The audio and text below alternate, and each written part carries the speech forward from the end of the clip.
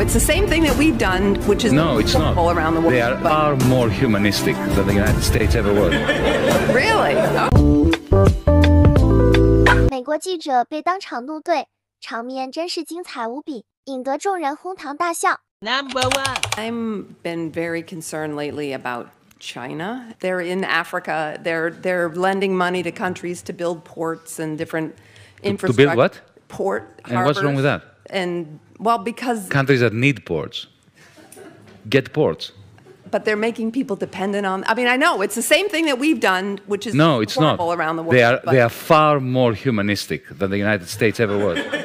Really? Okay. Absolutely. Great. So.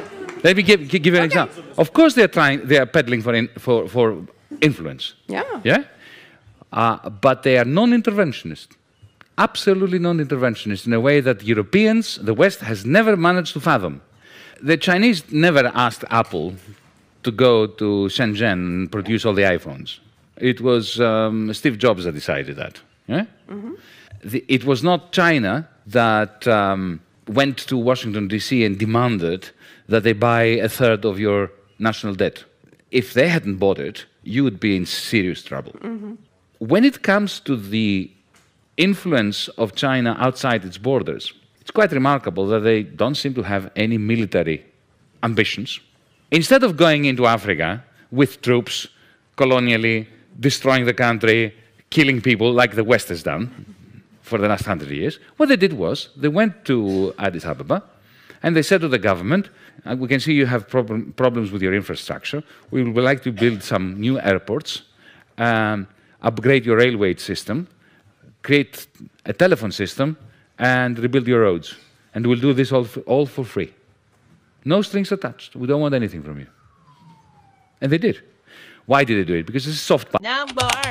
There's no greater miracle than has happened in China. And I've been in the fortunate position to know the Chinese people, many people who have become 30-year type of friendships. And then I was able to see things. And so I can only describe what it is through my eyes. It's, to me, the perspectives are different. And one of the leaders described to me that the essence of that difference is that in the United States is a country of individuals and individualism, and it treasures the individual. It treasures the revolutionary individual, the Steve Jobs type of personality who will disrupt the system and so on. And in China, it is the family, and as an extension of the family, the collective. And he described that the word country consists of two. Number one. Averaging 9.5% for about 40 years. China growing with extraordinary speed, closing the gap to the United States, 2005 and then 2011. And then in 2014, according to the International Comparison Program of the World Bank, according to GDP measured by purchasing power parity, China actually overtook, by this measure, the United States to become the largest economy in the world. This was a truly remarkable transformation in a remarkably short space of time. But it wasn't just the transformation of China. It was also the transformation, or the beginning of the transformation, of the world.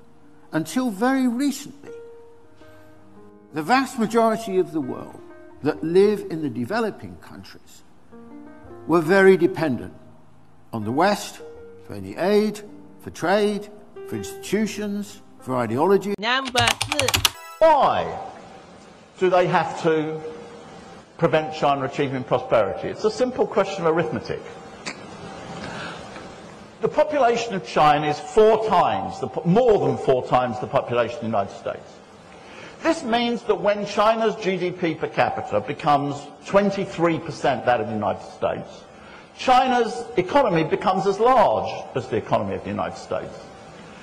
It means that when China's per capita GDP became half that of the United States, which is still inadequate from the point of view of China achieving the highest living standards in the world, China's GDP would be twice the size of the United States, and China would become the most powerful country in the world. This is not a problem, actually, for humanity. In fact, this is the biggest step forward for China that could be imagined for humanity. Again, let's do a little arithmetic. Number 5. If you're going to be talking about economics, the Chinese have developed their economy, an economy of almost 1.5 billion people. One of the poorest places on this planet is now the second economic power, and within a decade will likely overtake the United States in sheer output. This is an unbelievable achievement. It is a greater, more rapid economic development than any capitalist country has achieved by a lot. This year, for example, the Western press crows Chinese economic growth is only 6.2%. Yeah, the United States is 2%. So, and that's been the ratio, 2 to 3 to 1, which is why the gap is narrowing and they're catching up, because in a bad year, they grow 2 to 3 times faster than we do in this country, and they've been doing that a long time. Number 6. 可是我们偷美国明天的技术，就美国都没有做出来。我去哪偷美国的技术啊？ So I guess the question is, for how long can Huawei survive without those supplies of both components and software? 但是美国呢是管辖的是美国公司。 The US manages its own companies. The US is not the international police. They can't manage the whole world. The rest of the world decides whether they should work with us based on their own business interests and positions. 交往，对吧？那确定和我们不交往的公司呢，那我们就要去补这个洞。 If some companies don't want to work with us, it's like a hole in the airplane. We're working to fix the hole, but the airplane is still able to fly. 我们在这个一直就在使用。 Of the chips we've been using, half are from US companies and half we produce ourselves. 这样使美国公司的利益也是得到保障的，对吧？ If the US imposes further restrictions on us, we'll reduce our purchases from the US and use more of our own chips. 美国的芯片就会少一点，购买自己的使用自己的芯片就会多一点。这个飞机的发动机油箱里面 We might have contingency plans for the core of the airplane, the engine and fuel tank, but we may not have a plan for the wings. We need to review the situation all over again and fix those problems. 说我们2、3年以后你再来采访我们。 You can come back to interview us in 2 or 3 years to see if we still exist. If we're gone in 2 or 3 years, please remember to bring a flower and put it on our grave. The critics of Huawei would say that you've got to where you are through intellectual property theft and government support. What is your response to that?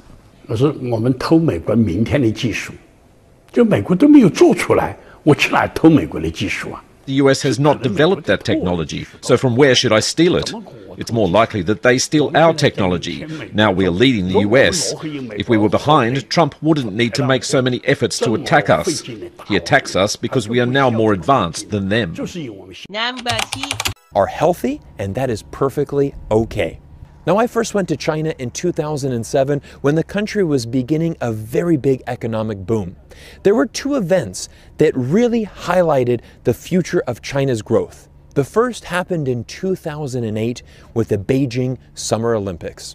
Now, the Summer Olympics in 2008 were honestly just some of the most beautiful Olympic Games that you've ever seen. And I think China did a phenomenal job, putting together this Olympic Games. And 2 years later, in the city of Shanghai, where I was living, we hosted the World Expo. Now, to this day, the 2010 World Expo in Shanghai is the most successful World Expo ever organized. It was an amazing event, not only for the city of Shanghai, but also the entire country of China. China was achieving incredible success. Its people were becoming more wealthy. There was more prosperity alive in the country of China. Number 8. In 2 generations, China has built 500 entire cities from scratch, moved the majority of their huge population from poverty to the middle class, and mostly cornered the market in 5G and pharmaceuticals. Oh, and they bought Africa. Their new Silk Road initiative is the biggest infrastructure project in history, indebting not just that continent, but large parts of Asia, Europe, and the Middle East to the people who built their roads, bridges, and ports. If you want to go anywhere in the world these days, you better have a yen for travel. Yen for travel. Oh, stop it. In China alone, they have 40,000 kilometers of high-speed rail. America has none. Our fastest train is the tram that goes around the zoo. That the Chinese don't know that we can't land a spaceship on the dark side of the moon? Do you think the Russians don't know that for the first time since John Glenn was sent up to orbit this planet, America cannot put a person into space without asking the Russians to do it? That we're not investing in the young generation of Americans? That we're willing to lose the race for artificial intelligence to the Chinese when China is rising? The China's GDP has quadrupled since 2001, tripled since 2003, doubled since 2009. Do we think that no one in the rest of the world knows all of that about us? For 10 years. For 10 years, Madam President. And now we're here with the government shutdown over his broken promise while the Chinese are landing spacecraft on the dark side of the moon. The cheap expenses. I'm not gonna lie, the fact that everything was very affordable was really nice. I can just say, like, for example, the food, very, very cheap for a big portion. My rent, my apartment, I had a 2-bedroom apartment, and this is crazy. I didn't believe it myself, but I paid $300 US a month. Maybe $350 in total with like heating, water, electricity, like everything. $350 a month. I mean, it's just shocking. Like, you can't live off of that here in the States, you know, in the month. And I was spending maybe like $400 a month on everything. That was definitely one of the perks of moving to China, and I'm not gonna lie, I do miss, you know, cheap food. It's just, you know, what can you say? The cheaper it is, the more you get. I mean, come on. So this leads me into my next thing that I miss about China, which is Taobao. Taobao, oh my gosh. It's like Amazon times 1,000. And you can find anything you could ever